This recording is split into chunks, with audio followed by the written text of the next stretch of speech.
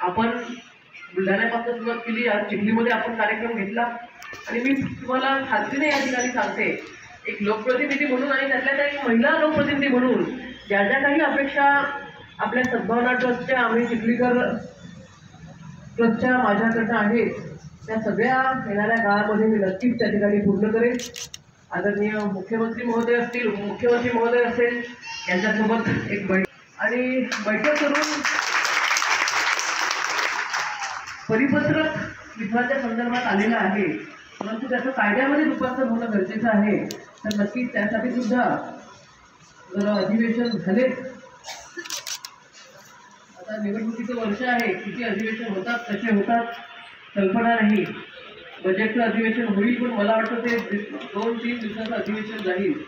परंतु या मदतीसाठी विशेष अधिवेशन, आता आपण प्रत्येक जण मागणी करतोय, मागणी करतोय की महाराष्ट्रासाठी विशेष अधिवेशन का, याच्यासाठी सुद्धा विशेष अधिवेशन आपण बोलवायची मागणी त्या ठिकाणी अध्यादेश नक्कीच काढू शकतो.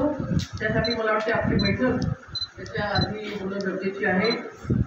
अतिशय चांगला विषय लहानेसाहेब आपण दिलेला आहे आणि शेवटी जो व्यक्ती काम करतो त्याच्याकडूनच अपेक्षा असतात.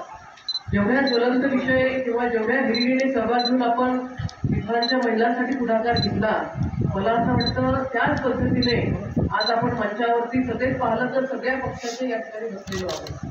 आम्ही ते महामुनी साहेबांनी आम्ही चर्चा करत होतो की लहाने सर बुलढाण्यावर आले आणि सगळे जे काही राजकीय मंडळी आहे या सगळ्या मंडळींना एका मंचावरती घेतलं आणि मला विशेष आनंद वाटला की आमचे भुसारी सर सूत्रसंचलन करत होते. लहाने सरांना बोलले म्हटलं आता घेतलं यांना तर आपल्याला टिकलं सुद्धा पाहिजे, म्हटलं अशा पद्धतीने त्यांना सांभाळू आपण.